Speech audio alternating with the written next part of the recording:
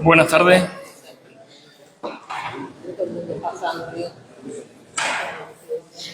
Bienvenidos a la iglesia de Nuestra Señora de los Desamparados, sede de esta fundación de la Hermandad de la Santa Caridad.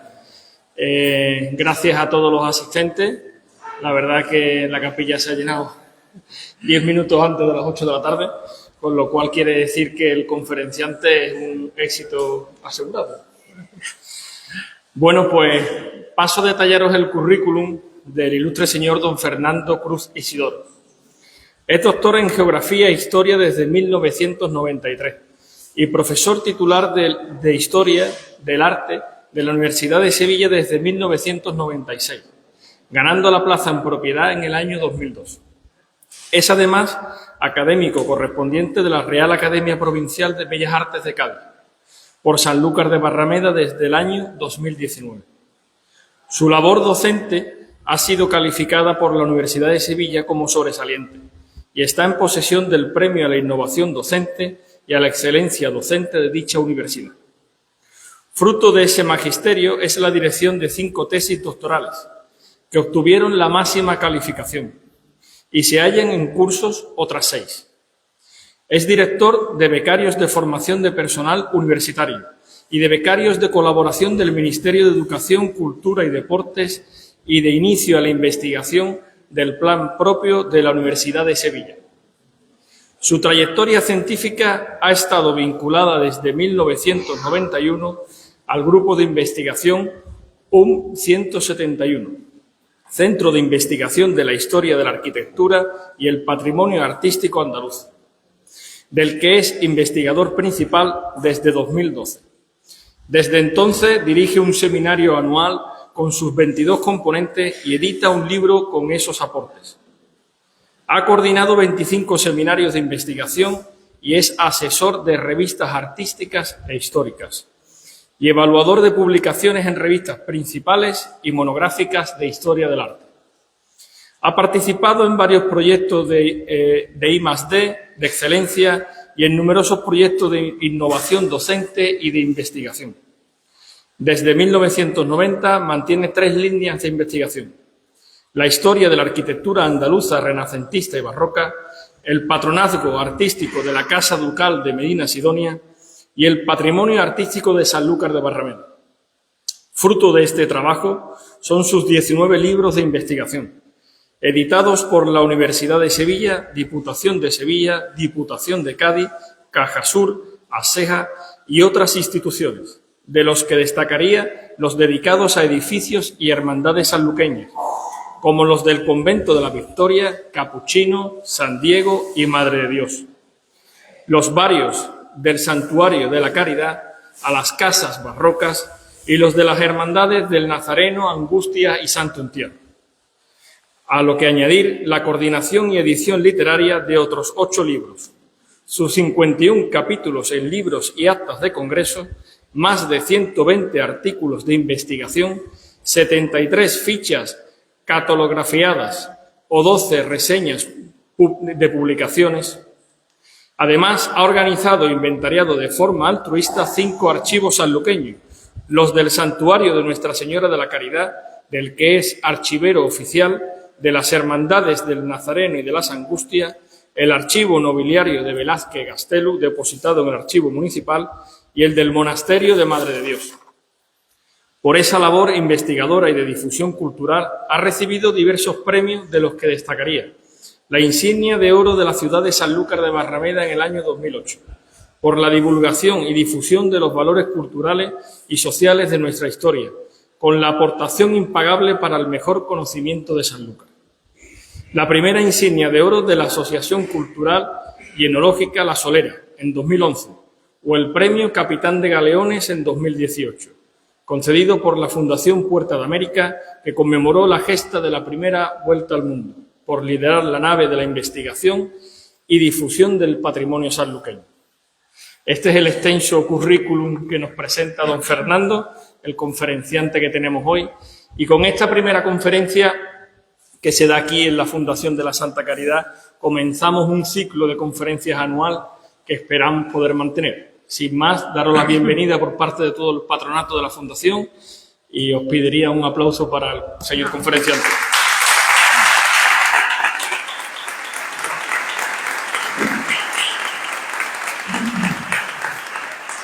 Muchísimas gracias a todos por venir y, por supuesto, antes que nada, a la Hermandad y al Patronato de la Santa Caridad por confiar en mí, en ese arranque de ese ciclo cultural, y también al doctor Romero Dorado por haberme pedido. Estamos en un día caluroso y estamos muy llenos en la iglesia. Espero que esta aportación os resulte interesante, porque es fruto de una labor de investigación que ahora os voy a comentar. En primer lugar, quiero dedicárselo a una persona que ya no está entre nosotros, que fue la superiora y archivera del monasterio de Madre de Dios. Esa persona que durante tantos años confió en mí para que organizara el archivo y que escribiera una monografía de la que han surgido además una serie de artículos de investigación y de aporte científico, uno de los cuales se está presentando ahora mismo. La Madre María Teresa Martín Cabrera.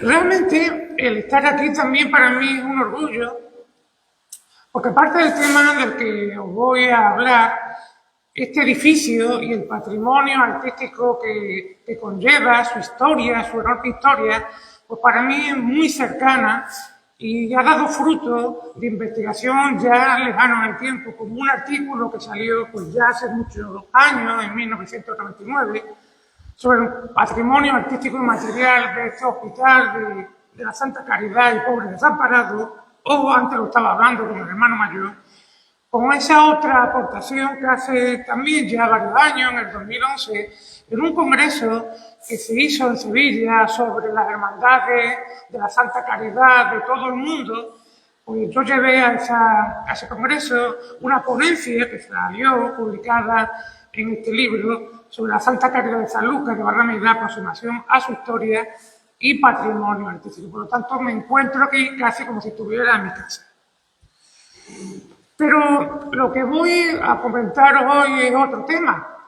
Es una serie pictórica que se encuentra en un edificio cercano, también muy vinculado con esta hermandad, me consta, por la Madre María Rosa, que en parte ya salió en esa monografía que se publicó hace unos años, que dediqué a ese monasterio, fruto de 5 años de trabajo, y con un enorme esfuerzo de publicación por parte del propio monasterio, porque no hubo ninguna institución que la ayudara a publicar. Con lo cual, doblemente gratificante que esa comunidad de monjas que subsiste, a diferencia de otras, como la de las descalzas, pues pueda mantenerse orgullosamente en pie.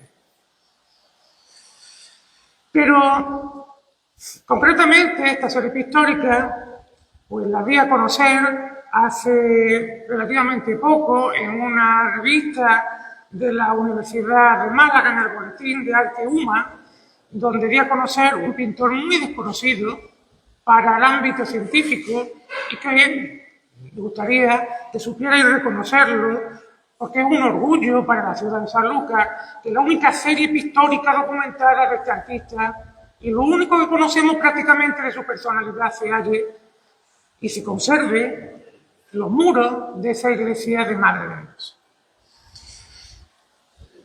¿Quién es este autor del que vamos a hablar? Juan Francisco Garzón. Pues es un pintor prácticamente desconocido para la historia del arte, a pesar de que de forma muy temprana su nombre dejara una huella en la historiografía artística, porque fue un historiador decimonónico, Agustín Sean Bermúdez, quien en el año 1800, ya en su diccionario de artistas, anotó el nombre de Juan Francisco Garzón, aunque le dedicara muy pocas palabras. Vendría a decir que era un discípulo de Murillo y que tenía una obra artística tan parecida al maestro que era no identificable. E incluso pues lo confundía con otros en cuestiones de obra. Ese desconocimiento sobre el artista se va a mantener pues, prácticamente hasta hace muy poco. Los historiadores del siglo XX, como Camões Gannat, se limitaron única y exclusivamente a copiar lo que había dicho Agustín Cian Bermúdez. Y habría que esperar hasta las obras de Quinquea del año 2006 y de Quile García, cuando publicaran algunos datos biográficos y profesionales que empezaron a perfilar su biografía, pero no se conocía ninguna obra de este artista. Sería el profesor Enrique Valdivieso quien, de una manera bastante valiente y en atención a solo una obra, Una Virgen con el Niño, que además se halla en paradero desconocido, una colección particular, le atribuyera una serie de pinturas de la vida de Santa Rosa de Lima, que se conserva en la otra Santa Caridad, la de Sevilla. Fijaros. Antes de ver esa pintura, os tengo que presentar al artista. ¿Quién es ese Juan Francisco Garzón? Pues de lo poco que conocemos de él es el nombre de su progenitor, Juan Rodríguez. Es un artista que aparece en Sevilla y que podría identificarse como un arquitecto que, con antelación a su presencia en esta ciudad cercana, inmediata a San Lucas, se hallaba trabajando en Lorca, un cartero. Ese tal Juan Rodríguez tiene una serie de vicisitudes negativas, como el fallecimiento de su esposa, de su primogénito Juan, y todo eso le hace pues, intentar cambiar de vida y trasladarse a Sevilla, donde lo encontramos hacia el año 1659. Pues bien, como era muy normal en la época, volvió a casar de nuevo y tuvo otro hijo al que le va a poner también el nombre de aquel que había fallecido en su ciudad. Es el pintor que nosotros vamos a contemplar, Juan Francisco Garzón. Sin embargo, las vicisitudes negativas se continuarán en la familia y ese pequeño muy pronto también va a quedar huérfano, en este caso de padre. Con tan solo 12 años va a entrar como aprendiz en el taller de un discípulo de Murillo, Francisco Meneses Osorio. Aquí tenemos el por qué aquel historiador que vivió en el siglo XIX lo confundió con un discípulo de Murillo. No es así. Él fue el aprendiz de un discípulo de Murillo. ¿Qué más sabemos de él? Pues muy poco, muy poco. Tenemos en el archivo de protocolo algunos arrendamientos de vivienda que nos los hacen situados en el centro de la ciudad de Sevilla, arrienda en la calle Sierpe, luego arrienda una casa en la plaza de San Francisco. Fijaros, qué pocas noticias tenemos de este pintor. Pero debía de ser bueno, porque formó parte del gremio de pintores de la ciudad de Sevilla. Y además formó parte de la élite de pintores, hasta tal punto que cuando el gremio de pintores de Sevilla estuvo en peligro, 21 de los más afamados maestros se reunieron y tomaron una decisión para poner una querella ante el Consejo de Castilla. Y uno de ellos era Juan Francisco Garzón. Sin embargo, va a ser una personalidad con una vida relativamente muy corta, porque tan solo con 34 años va a enfermar muy gravemente, hasta tal punto que solo va a durar un par de semanas, falleciendo en agosto de 1694 en su casita de la calle Olavide, muy cercana a una parroquia que ya no existe hoy en día, que es la de la Magdalena, que es donde hoy hay una plaza, ya que lo que hoy llamamos la parroquia de la Magdalena era el antiguo convento de los dominicos de San Pablo. Con lo cual, fijaros que tenemos todas las papeletas pues, para tener muy escaso conocimiento de una persona que se muere en el cenit de su producción artística con solo 34 años, pero que debió de ser alguien, hasta tal punto que formó parte del gremio y lo dirigió. Bueno, pues aquí os presento en esta fotografía coral las 12 obras que luego más detenidamente os voy a presentar y que se conservan todas ellas en esta ciudad de Sanlúcar de Barrameda para testimoniar que este pintor existió, porque si no existiera no habría ningún otro testimonio fehaciente de que realmente este artista estuvo presente y formó parte de la escuela pictórica barroca sevillana de finales del XVII.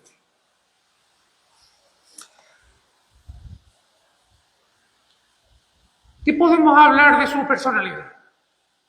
Bueno, ya nos hemos dado cuenta de que para los historiadores del arte, Juan Francisco Garzón es prácticamente un desconocido, no está prácticamente en ningún libro de historia del arte. Tan solo se habla de él de pasada. Es un murillesco, es un seguidor del gran maestro del barroco sevillano. Fijaros hasta qué punto es así, que hasta que no se produjera una circunstancia anecdótica, yo tampoco sabía de su existencia. Cuando yo escribí el libro sobre el monasterio de Madre de Dios, que fue fruto de 5 años de trabajo, esos cuadros que están en la parte superior de... Voy a intentar... ¿El puntero sirve? No, parece que no lo marca. Ahora. Esos cuadros que estaban en la parte superior de la iglesia, yo prácticamente no los veía. Si vais y entráis en la iglesia, sobre todo si vais por la mañana, pues prácticamente pasan desapercibidos. Solamente con la luz de por la tarde, aproximadamente a las 5 de la tarde, cuando incide la luz de alguna de las ventanas, en alguno de ellos, se pueden ver. A tenor de lo que yo veía en ese libro de Madre de Dios, yo se lo atribuí a otro pintor, también seguidor de Murillo, que tenía un tipo de pintura, de técnica y de composiciones similares, escenas religiosas ambientadas en grandes paisajes, Francisco Antolínez. El nombre de Juan Francisco Garzón hubiese seguido estando totalmente oculto. Pero se va a producir una circunstancia anecdótica, y es que los cuadros no estaban bien colocados. Se trata de una serie de la vida de la Virgen y del Niño Jesús, y no estaban puestos por orden cronológico. Y a la madre María Teresa Martín Cabrera se le metió en la cabeza que había que bajarlos todos y volverlos a poner bien en su sitio. Y secundado por la superiora Madre Rosa Valilla Betty, así se hizo. Con los cuadros ya en el suelo, se pude estudiar, hacer fotografías y descubrir que estaban firmados por ese artista prácticamente desconocido que tan solo había dejado el nombre, pero no se conocía realmente ninguna obra que se pudiera estudiar, porque la que supuestamente está documentada está en paradero desconocido en una colección particular. Alguien la tendrá en su casa o no.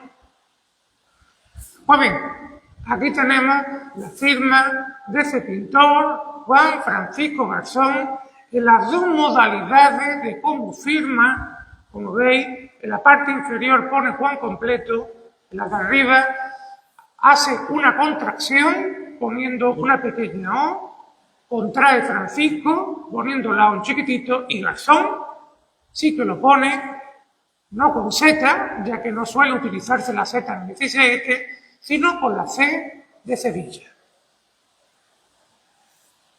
Bueno, hemos visto un poco quién es el artista.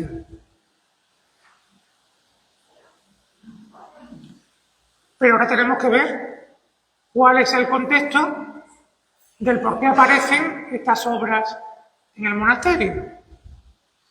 Voy a intentar ser sucinto y acomodarme a los 45 minutos solicitado por la hermandad. Pues estos cuadros aparecen por un hecho también vinculado con la propia intrahistoria del monasterio de Madre de Dios. Y es que a finales del 17 y a principios del 18, el monasterio de Madre de Dios, que tiene una larguísima historia, ya que es una fundación de la Casa Ducal de Medina-Sidonia, que se remonta a finales del siglo XV y para la que yo solicité al Ayuntamiento de Sanlúcar la insignia de oro de la ciudad, y no le ha sido concedida, que es el monasterio más antiguo de la ciudad, pues ese monasterio, con esa larguísima historia, con un patrimonio artístico insuperable, pues a finales del 17, y gracias a la riqueza de sus profesas, pues se va a renovar. Un viejo edificio medieval que tenía una magnífica iglesia manierista de finales del 16, o con una preciosa portada en piedra de Alonso de Vandelvira, pero que a finales del 17 pues ya resultaba pobre para la potencia económica de la comunidad de dominicas. Y habrá una serie de monjas, las Vigilila, que son sanluqueñas, pero de ascendiente flamenco, que tras una primera generación asentada en Sanlúcar, también van a pasar luego a Cádiz y se van a convertir en poderosos comerciantes de cargadores a Indias. En ese contexto, la familia se aristocratiza y varias de las mujeres de la familia de las Vigilila van a ingresar en el monasterio de Madre de Dios. Una primera fue Luisa de Lila y Valdés, otra fue su hermana Margarita de Lila y Valdés, y luego fueron dos sobrinas, Ana Micaela de Lila y Valdés y Antonia de San Pablo de Vin y Lila. Todas ellas aportaron inmensos caudales al monasterio de Madre de Dios. Estamos viendo una de las fincas, de las casas que la familia tuvo en Cádiz. Estamos viendo un retrato de una de ellas y cómo con esa renta el edificio renacentista y protobarroco empieza a renovarse. Se hace este magnífico claustro barroco, se renueva la iglesia, se hacen los coros, se hacen otros claustros. El edificio se está convirtiendo en una obra inmensa. Y no es solamente construir el edificio, es también llenarlo de obras de arte. Ese es el contexto, con esos caudales de la Vigilila, como a finales del 17, hacia 1692, 1694, se adquiere esa colección de 12 pinturas que nosotros vamos a ver ahora. Fijaros, esa iglesia, que es de finales del 16, que traza y construye un arquitecto italiano vanguardista, un ingeniero militar que trabajaba para la corona de España, pero que en el 18 pues resultaba ya pobre y que hay que renovar y que hay que abigarrar y barroquizar. Momento en el que se hacen retablos, esculturas, o se adquiere esta serie de pinturas que, como veis, aparece por la parte superior del edificio. Un edificio bastante desconocido, a pesar de la riqueza que posee. Estamos viendo la iglesia hacia la cabecera, o estamos viendo la iglesia hacia los pies.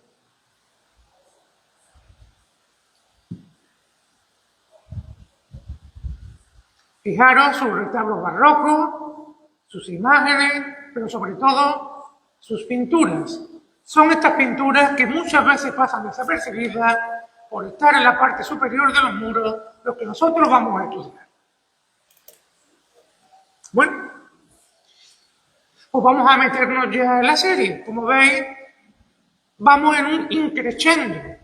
Primero hemos hablado del autor, el autor material, pero luego hemos hablado de las monjas que con su patrimonio y con su sensatez acudieron a buenos artistas para dejarnos hoy en día, en el siglo XXI, un magnífico edificio que es en sí mismo un museo, como puede ser el Museo de Bellas Artes de Sevilla.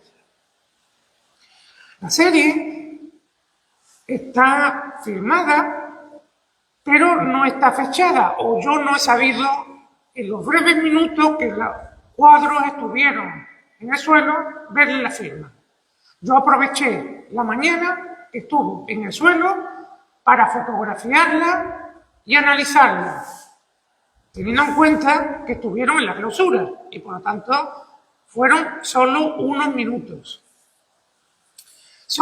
Y los fotografié, los medí y vi que uno de ellos, por ejemplo, tenía una medida menor porque había sido recortado.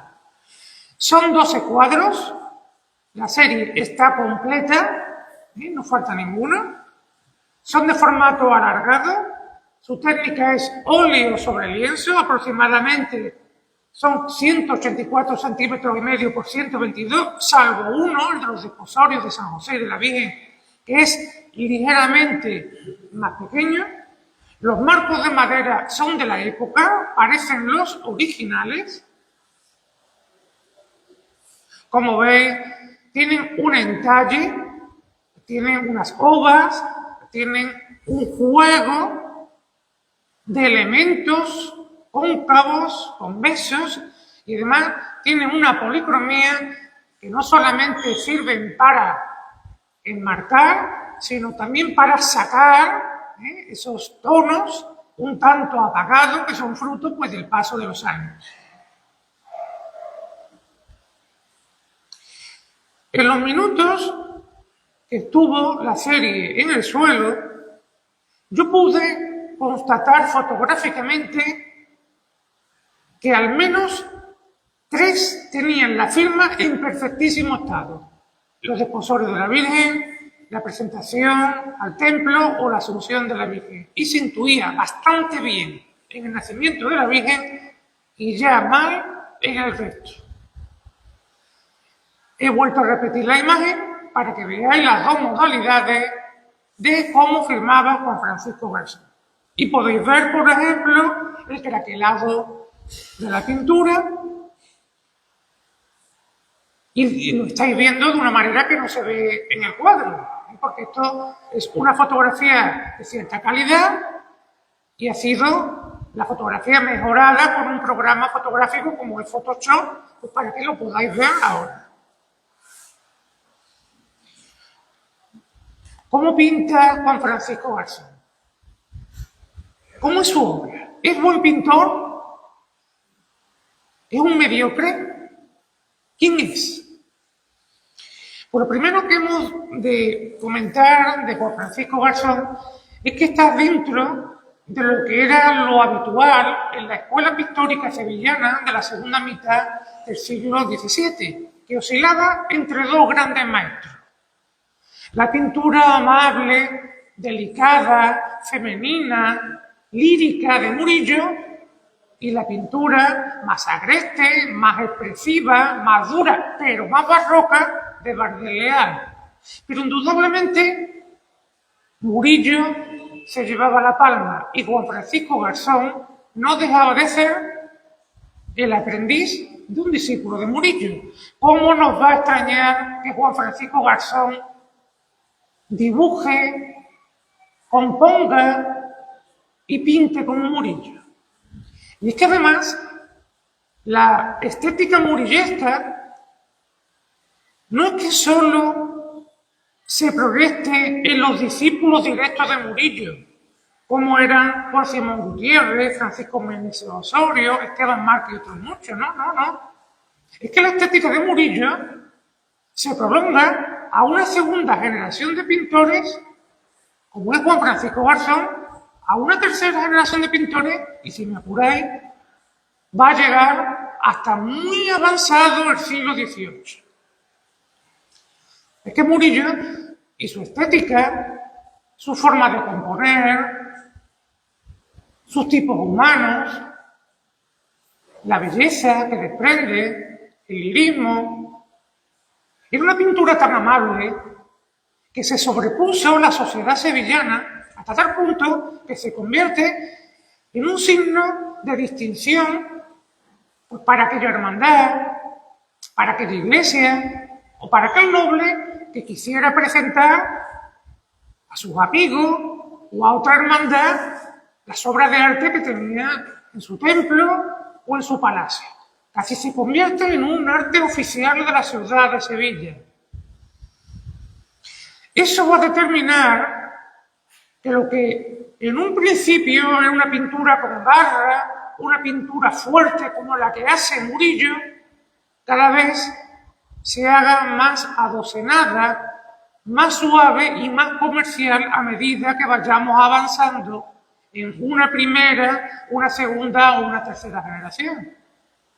Pero no va a ocurrir esto todavía en Juan Francisco Garzón, porque se va a mantener bastante fiel a la estética de Murillo, pero además es un artista de calado. Fijaros, estamos viendo en estas dos pinturas de discípulos de Murillo obras que son murillescas. Vemos un Santo Domingo Confortado que está en el Museo de Bellas Artes de Sevilla, de Juan Simón Gutiérrez, y podría parecernos de Murillo, o vemos al maestro del artista que estudiamos, que también nos está hablando de Murillo, la postura, el gesto, las actitudes, los tipos humanos, la suavidad, el dibujo, la paleta. Es decir, si Juan Francisco Garzón, vamos a hablar en plata, quiere ganar dinero en la Sevilla de finales del 17, si quiere tener una clientela, tiene que pintar como Murillo, si no, no va a vender nada.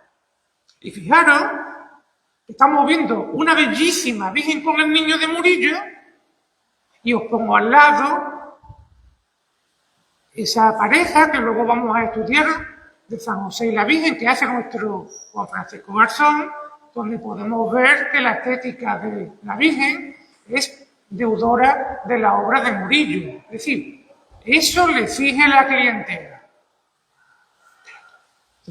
Sí. Bueno, podríais pensar que eso es anecdótico. Fernando nos está presentando un caso único. No. Por mucho que busquemos personajes en Juan Francisco Garzón, siempre nos vamos a encontrar que remite o a un personaje de Murillo o a un personaje de Bardel-Leal. Por ejemplo, tenemos en este lado una obra de Murillo, como son Rebeca y Eliseo, que están en el Prado, y quiero que os fijéis en estos dos rostros femeninos, porque Juan Francisco Garzón las está reproduciendo. Fijaros que esta, os lo pongo aquí en un detalle, es prácticamente la misma. Por lo tanto, Garzón conoce perfectamente cómo pinta, cómo compone, cómo impacta Murillo.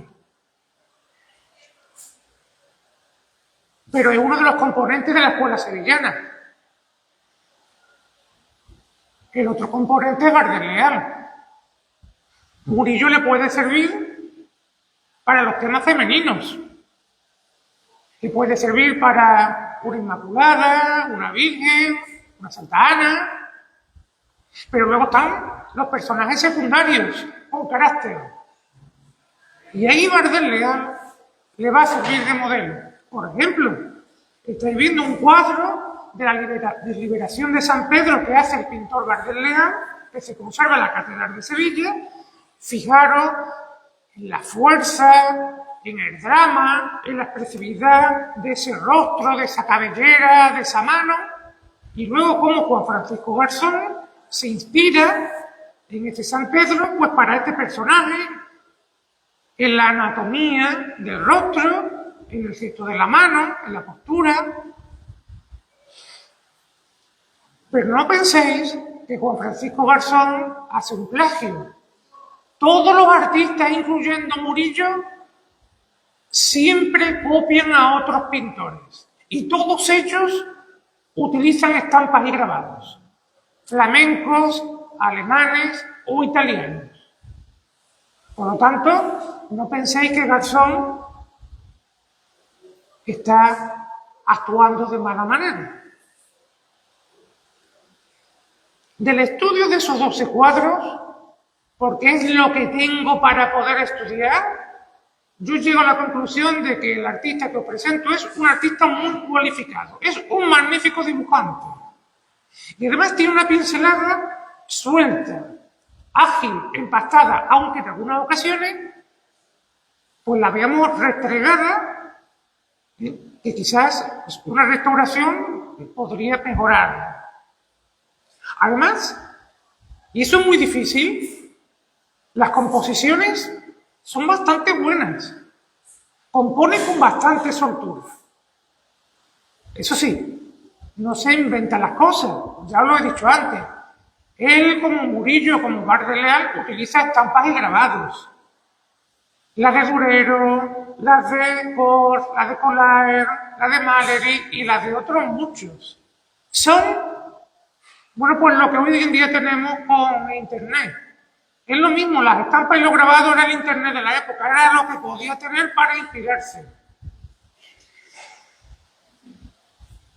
En estas composiciones vamos a ver que podía haber fracasado, porque hacer una figura suelta es relativamente fácil, pero componer un grupo, los gestos, las actitudes, cómo se relacionan entre sí, eso es terrible para un pintor. Y sale bastante bien de las circunstancias. Y no solamente en las escenas principales, sino también en composiciones de personajes secundarios o incluso de fondo, como voy a poner en alguna ocasión. Es decir, no tenía necesidad ninguna, porque nadie lo va a ver. Pero hay artistas que les gusta hacer la cosa bien, y él lo va a llevar a cabo. Por lo tanto, es un artista que quiere realizar una obra bien hecha, no es solo un artista comercial. Vamos a ver, porque esa es una dinámica y una práctica de la época, que las escenas religiosas las enmarca dentro de un fondo que puede ser de paisaje o de arquitectura. Y a veces se pierden esos personajes, pero es que era una moda de la época. Y si es lo que se vende y es lo que se le encarga, pues no tiene más remedio a llevarlo a cabo. También vamos a advertir, sobre todo si pudiéramos ahora llegarnos a la iglesia de Madre de Dios, que yo he hablado con la superiora y ella estaría encantada de que fuéramos una mañana a visitarlo, pues son cuadros que por el oscurecimiento de los barnices y por la gama cromática de tierra pues resultan difíciles de alcanzar de ver. Los vais a ver mejor aquí que in situ. Pero, bueno, ese uso pues hace que la escena religiosa al final muchas veces se pierda.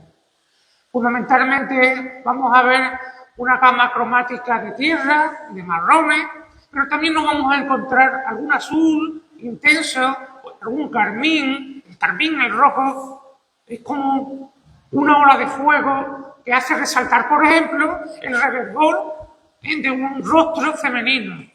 O vamos a ver la luz dorada, angelical o celestial que enmarca las escenas.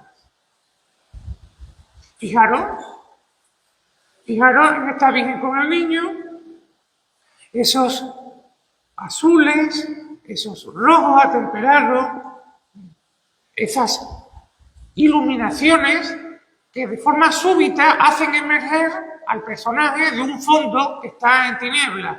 O este pequeño, este Jesús entre los doctores, que con el gesto y el ademán pero sobre todo con la luz que irradia, pues nos está hablando de la sapiencia innata que tiene este pequeño. Pero Juan Francisco Garzón no saca esto de la nada. Todo esto que os he estado comentando es algo común, algo que podemos ver en otros pintores que trabajan de la misma manera. Miguel de Esquivel, Juan de Zamora, Ignacio de Iriarte, Miguel Luna o Antolínez son pintores que sobre todo utilizan el paisaje como escenario o marco donde encuadrar la escena religiosa. Y es que el paisaje se puso de moda en la Sevilla del siglo XVII. Eso aparece perfectamente documentado desde los primeros años de la centuria. Desgraciadamente, la mayor parte de estos cuadros han desaparecido, pero en las testamentarías, es decir, cuando fallece alguien, se deja constancia de la existencia de esos paisajes o de esas escenas religiosas ambientadas en paisajes. Que aquí la hay, por ejemplo, también en el convento de Regina. Fijaros que el paisaje parece ser al final el verdadero personaje, cuando no. Realmente es la escena religiosa la que realmente importa. Se le solicita porque nos está enseñando, nos está adoctrinando sobre un tema. Fijaros que estos inmensos paisajes, además, tienen como complemento las arquitecturas. Las arquitecturas que van a servir como un escenario. Son como las embocaduras de los teatros. Son arquitecturas muy interesantes. Porque a diferencia de Murillo o de otros pintores de la época, y esto es algo que a mí, que me dedico a la historia de la arquitectura, me llamó muchísimo la atención, Juan Francisco Garzón, a diferencia de Murillo, que copia y plagia los fondos de arquitectura de las estampas y de los grabados, me acuerdo de una conferencia que di en la universidad, le sentó muy malamente Enrique Valdivieso, pero como era así, se lo tuvo que tragar. Murillo no sabe utilizar los fondos de arquitectura de Sevilla.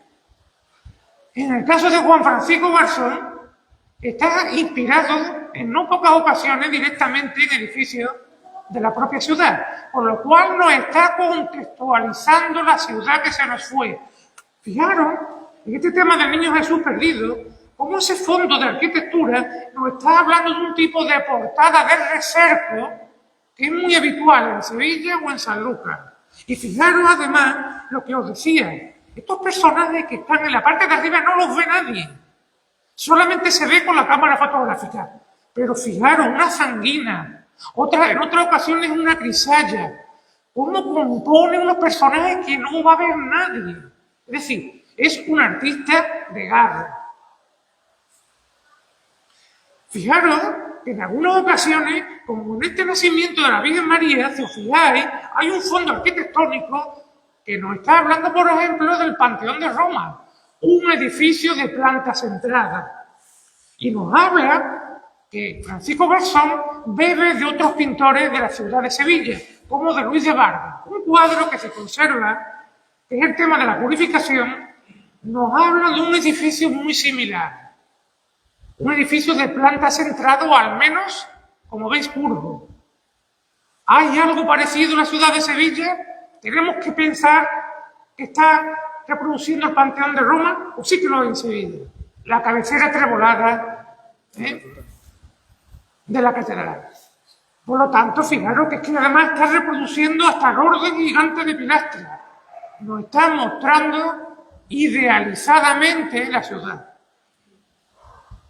En otras ocasiones, como en esta presentación de María al Templo, estoy poniendo detalles de esos cuadros, pero luego ya de forma breve lo veremos uno a uno, los 12, pero así en detalle yo creo que lo estáis viendo con más profundidad. Fijaros que en esta ventana, que nadie va a ver cuando vayamos a la iglesia, o vayáis vosotros, volvemos a ver un recerco propio de la arquitectura del siglo XVII. Y vemos un ornato, una tarja abultada, crepitante, tomada de un tratado de arquitectura de Dieterling, que nos está hablando de un artista culto. Pero si abusamos más la vista, vemos dos personajes que están asomados, pero en un tercer plano que ya es imposible de ver en la iglesia, nos encontramos un claustro. Un claustro como el de Madre de Dios o como el del convento de la Merced de Sevilla, actual Museo de Bellas Artes. Es la ciudad escondida en el fondo de este pintor. Que él, al final, lo que a mí me interesa como especialista en arquitectura. En otras ocasiones, la arquitectura tiene una visión romántica, como por ejemplo en representaciones en la lejanía inmensa de los fondos de paisajes, de ciudades o de castillos arruinados como este que estáis viendo de la Asunción de la Virgen. Bueno, pues vamos ya en esta etapa final de la conferencia un poco a ver de forma breve, en estos pocos minutos que quedan, esos 12 cuadros que afortunadamente se han preservado intactos en este monasterio de Madre de Dios. Bueno, pues el primero que inicia la serie es, como no, el nacimiento de la Virgen María, que está inspirado en el protoevangelio de Santiago y que el pintor luego utiliza para servirle pues, para la arquitectura, para componer los personajes en diferentes estampas, como en una de Cornelis Cort, de una obra de Zucaro. Fijaros cómo tenemos lo que antes he comentado, un amplísimo paisaje como la de esos maestros flamencos que trabajaban en la ciudad de Sevilla del 17. Un lago, un puente como el de Ronda,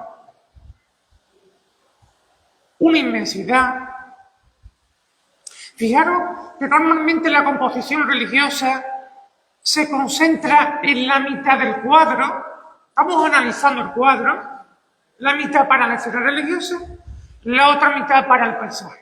Y como en la mitad del paisaje nunca va a faltar un árbol, pero no es un árbol sencillo, es un árbol que se retuerce y que le da valor y vigor barroco a la composición. Y luego la otra mitad, como si fuera un carro de representación del cuerpo, como aquellos que se realizaban en la Sevilla o en la San Lucas del 17, donde se representaban autos sacramentales, como aquí se hacía en el Corral de Comedia. Me acuerdo cuando yo investigué y publiqué sobre el Corral de Comedia que pertenecía a la Hermandad de la Veracruz, hace ya varios años.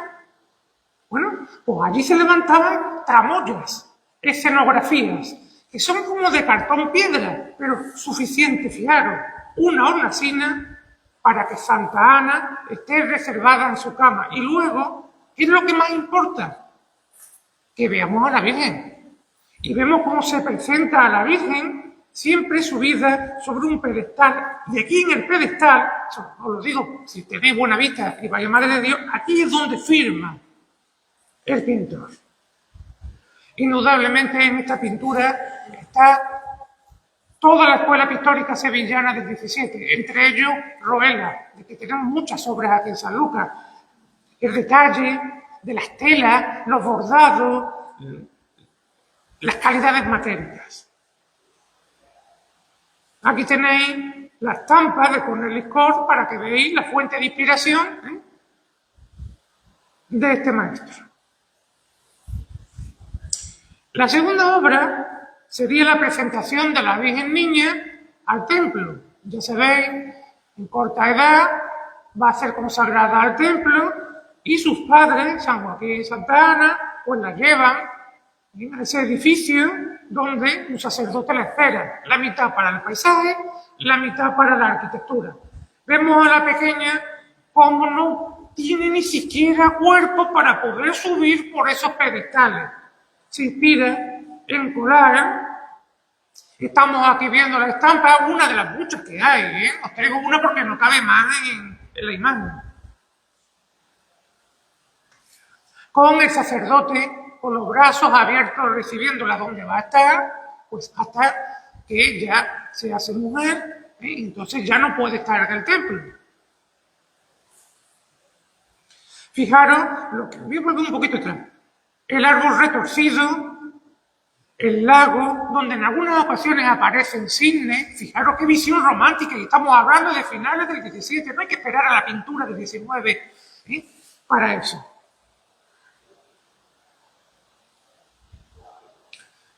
La tercera obra que os presento es, bueno, pues, lo que ocurre tras la salida de la Virgen del templo, los esponsales con San José.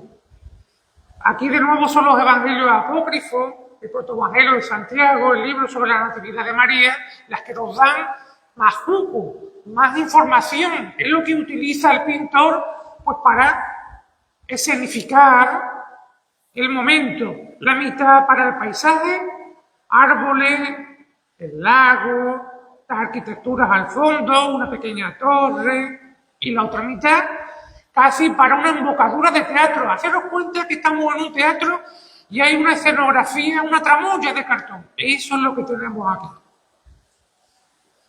Y la estampa.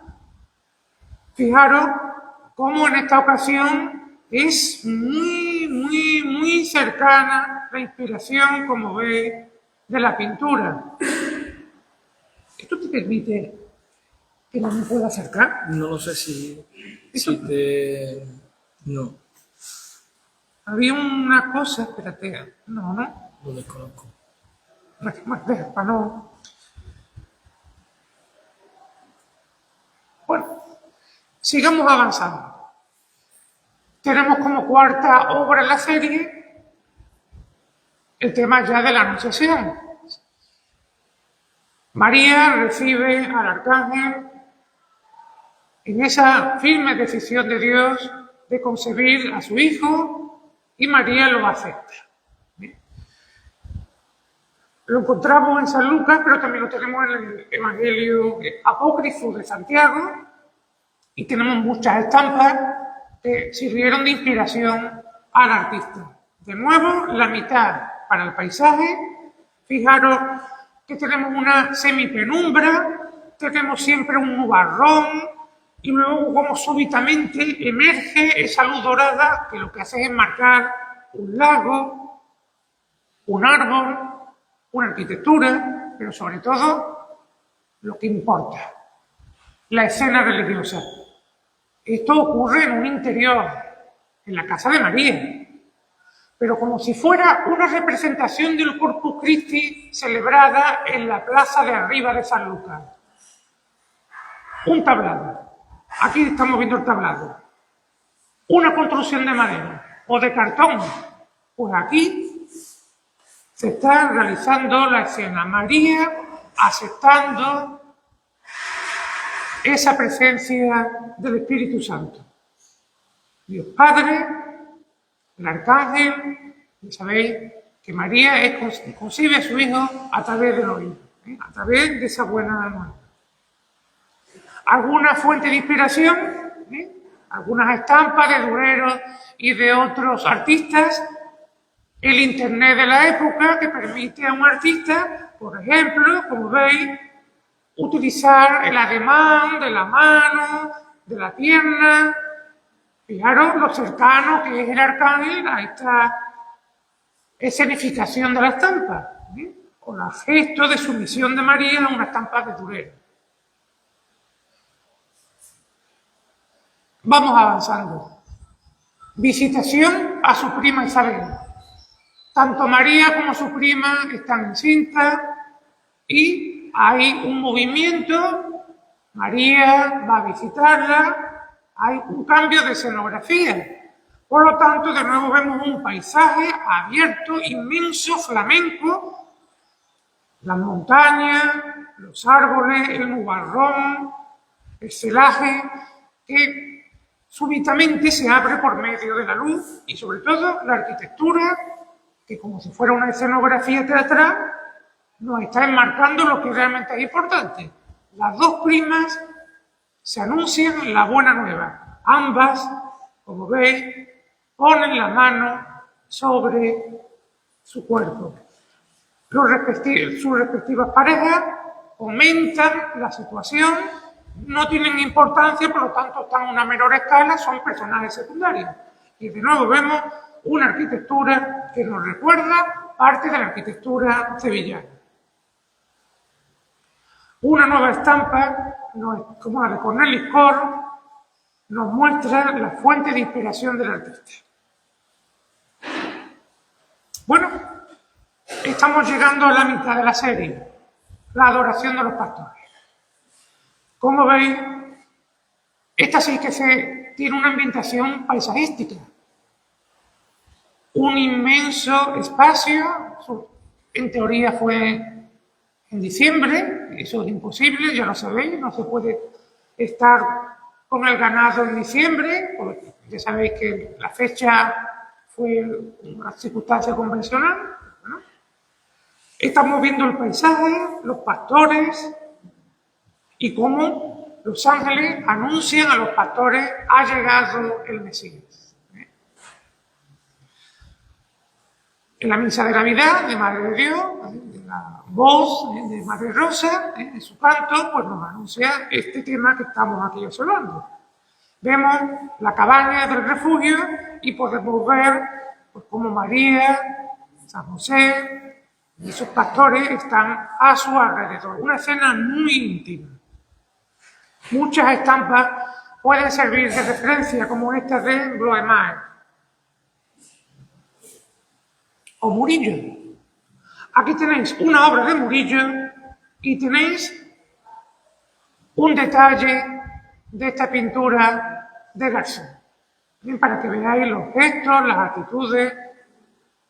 Garzón no es Murillo, es un artista de menor calidad, pero es un artista muy cualificado, como estáis observando.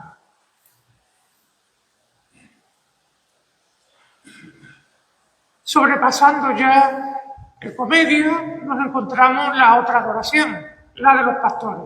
Aquí San Mateo nos habla de toda la secuencia. Y luego hay muchos artistas y muchas estampas que le sirven al pintor de fuente de inspiración.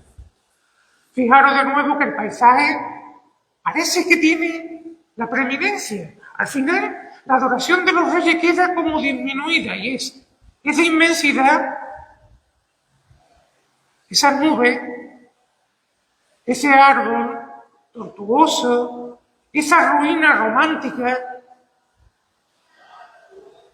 o esos personajes que os voy a poner secundarios, los que parecen tener el carácter principal. Pero no, es de nuevo el sentido escenográfico. La Virgen y San José están sobre unas gradas, igual que la Virgen de la Caridad que sale en su templete sobre una grada o un basamento, porque es la que es la reina y es la que tiene que presidir toda la escenografía.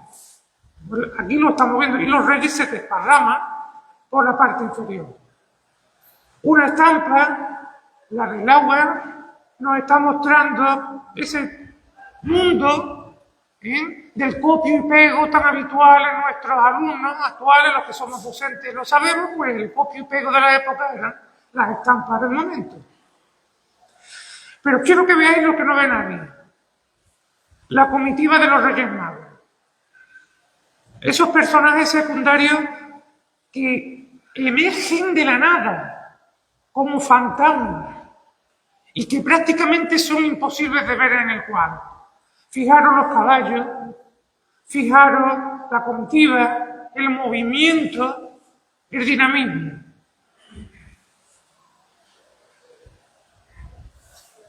Dentro de esa cronología entramos en la circuncisión de Cristo. Ya sabéis que se tenían que cumplir varios preceptos. Uno de ellos era ese de la ley mosaica de la circuncisión. Lucas, en el capítulo 2, nos lo narra y, de nuevo, mitad para paisaje, con ese lago de cisnes que estáis viendo, cisnes blancos, y hay uno que es oscuro. Y luego la arquitectura. Y el tema sobre una grada, aquí está la firma de Garzón y los personajes que se apiñan pues para ese acto en el cual el sacerdote pues, va a aportar el prepucio de Cristo. De nuevo, una estampa de Wierig nos da el modelo compositivo que sirve de inspiración al artista. Pero fijaros de nuevo en esa arquitectura que nos recuerda la cabecera de la Catedral de Sevilla, o fijaros en el recerco de esta portada y un motivo, de nuevo, como son estas volutas crespas, esa tarja que es idéntica a las yeserías de la iglesia de Santa María de la Blanca de Sevilla, inspiradas por Murillo, o a la yesería del Sagrario de la Catedral de Sevilla, hecha por los hermanos Borja, o a la yesería de la Santa Caridad de Sevilla, hecha por varios artistas, pero diseñadas por Gardel Leal. Estamos ya en la parte final. Jesús también va a ser presentado al templo. Estamos viendo mitad de paisaje, el puentecito, la arquitectura, los árboles, la luz y la mitad de arquitectura para la escena religiosa que siempre se va a llevar a cabo encima de una grada, la firma de Garzón que está aquí, no sé si se verá, creo que no, y luego los personajes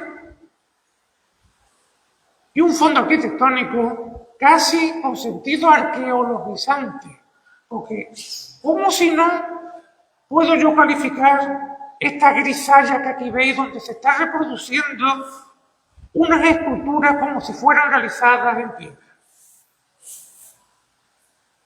La fuente de inspiración de Cornelis Cor, en este caso la estampa la he tenido que sacar con una marca de agua, pero bueno, puede servir un poco para que lo veáis. Y ya casi finalizando, la huida a Egipto, el hecho de la matanza de los inocentes, pues determina que haya que escapar hacia otro espacio geográfico, eso determina de nuevo acudir al paisaje, a la itinerancia.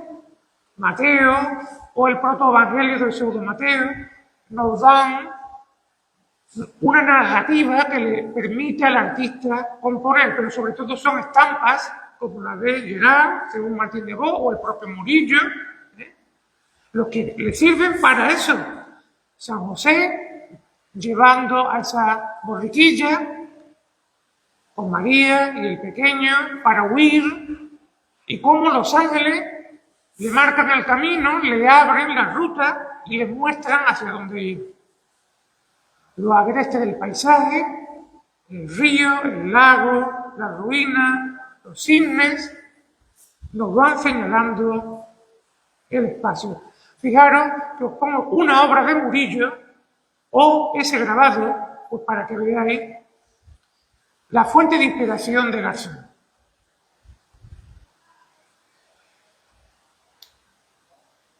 El pequeño se está haciendo sabio. Y otra de las escenas que aparece en la serie es el momento en el que ya se lo está manifestando con muchísima claridad a sus padres. Ya no es un pequeño que es llevado de la mano de San José, que es acunado por su madre. Se está convirtiendo en un filósofo. Ese concepto aparece en el tema de Jesús entre los doctores, o el niño perdido en el templo. Todo niño se ha perdido alguna vez en su vida. A mí me recordaba a mi madre cuando yo también me perdí, en un momento dado, y me encontraron de casualidad. Es algo, por lo tanto, que aquí también es recogido. Fijaros, la mitad para el paisaje, la mitad para la arquitectura. En la mitad del paisaje los padres están temerosos. Tienen que desandar lo andado para volver a encontrar al pequeño. Están presurosos. Siguen modelo de Murillo. Y luego la arquitectura. La arquitectura idealizada, pero con elementos de Sevilla y de Sanlúcar. como por ejemplo los tipos de portada.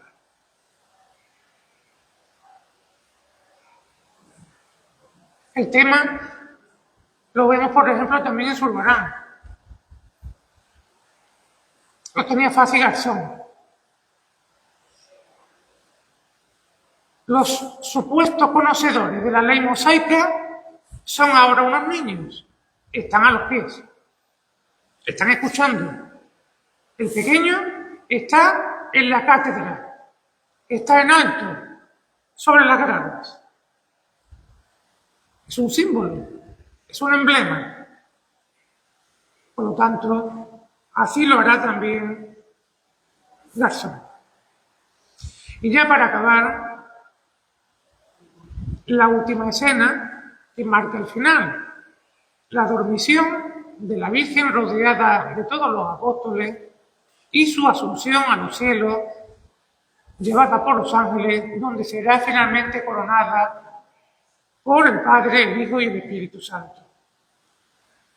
Realmente es una escena de interior, pero si estamos aludiendo a esa pedagogía que se llevaba a cabo en las calles de Sanlúcar o de otras ciudades, Antequera, Granada, Sevilla, en la cual se hacían estas representaciones sobre esos carros movibles, pues esto es igual. La escena ahora es en medio del paisaje, idílico, por un castillo, con unos árboles y con la cama en la cual los apóstoles, muchos de los cuales siguen modelos de Murillo y otros, por el contrario, como San Pedro, siguen modelos de Barzalea, están expectantes ante ese momento en el cual la Virgen es asunta a los cielos.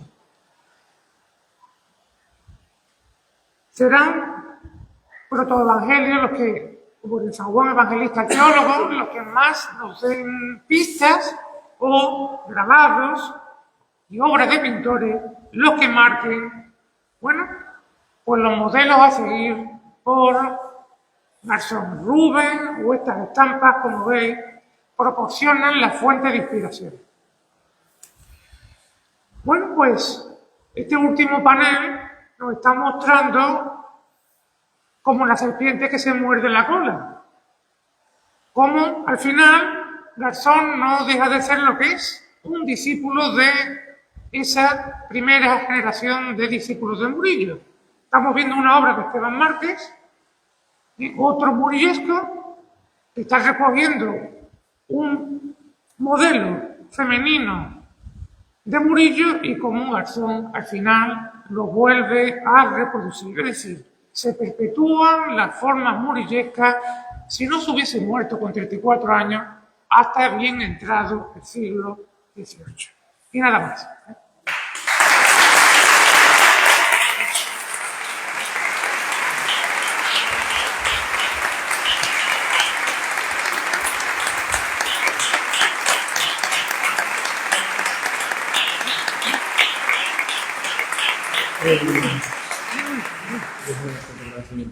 Bueno, muchísimas gracias, don Fernando, por la conferencia.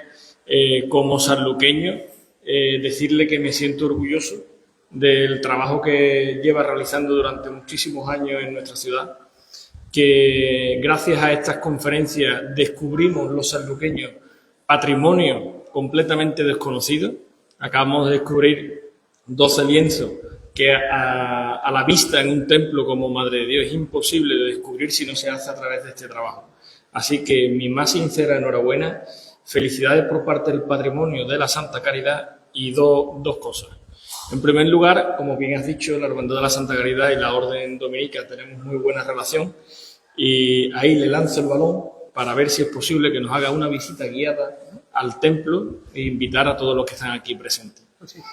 Y en segundo lugar, deciros que en breve semana os comunicaremos la siguiente conferencia que realizaremos en el mes de octubre y que este patronato se ha propuesto intentar hacer mensualmente una conferencia durante el próximo año. Es un esfuerzo, es un sacrificio importante de tiempo, de compromiso, porque el presupuesto es muy corto pero bueno, lo hacemos con la mayor de las ilusiones. No quiero dejar escapar la oportunidad de decir que la conferencia está patrocinada gracias a la Diputación de Cádiz, que hace una apuesta clara por la cultura, y agradecer a los medios de comunicación y a todos los presentes que estáis aquí. Muchísimas gracias y buenas noches.